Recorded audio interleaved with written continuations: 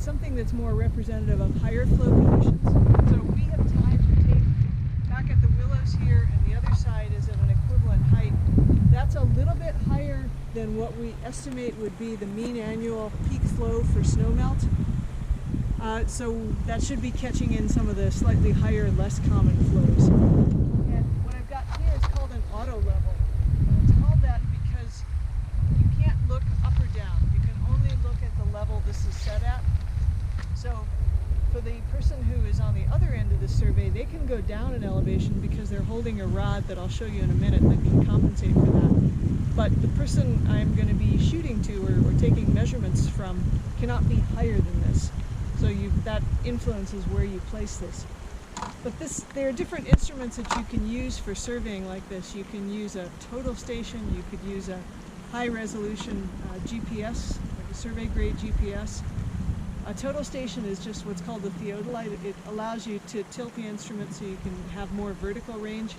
This is one of the simplest instruments. All you have to do is level it. There's a bubble on the side, so when I first put it on the tripod, I adjusted these to make sure that the instrument was level. And then I don't have to do anything more in terms of changing it because it rotates this way, so I can take all my points. And this is essentially the fixed center of the coordinate system for the survey.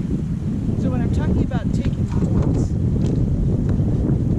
I'm basically using this, which is a stadia rod or survey rod. And this particular one is in metric. So where I've got my finger here is 1 meter.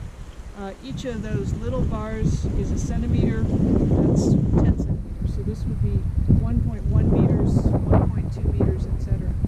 This can extend, depending on the stadia rod you have, you can sometimes extend them up to 7 meters. So if I'm going down in elevation and whoever is operating this is shooting to me, they're consistently looking at this level. So if I go down, so this elevation, you're reading this. If I were at a lower elevation and you were looking at a horizontal, you would be reading something higher up here.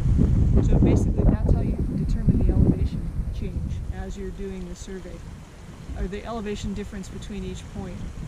You can also use this to measure distance, but it's not as accurate. So that's why we've stretched the tape across. We're going to get horizontal distance from the tape. And in surveying, just a sort of arbitrary or common usage, the distance along the tape is called the station. And you typically start with 0 at the left bank. Again, that's a convention, you don't have to follow it, but that's the way we've set it up. So when we send you the data that we're going to collect today, the station will be the horizontal distance and the elevation will be what we're reading off here. And that's a good point to stop.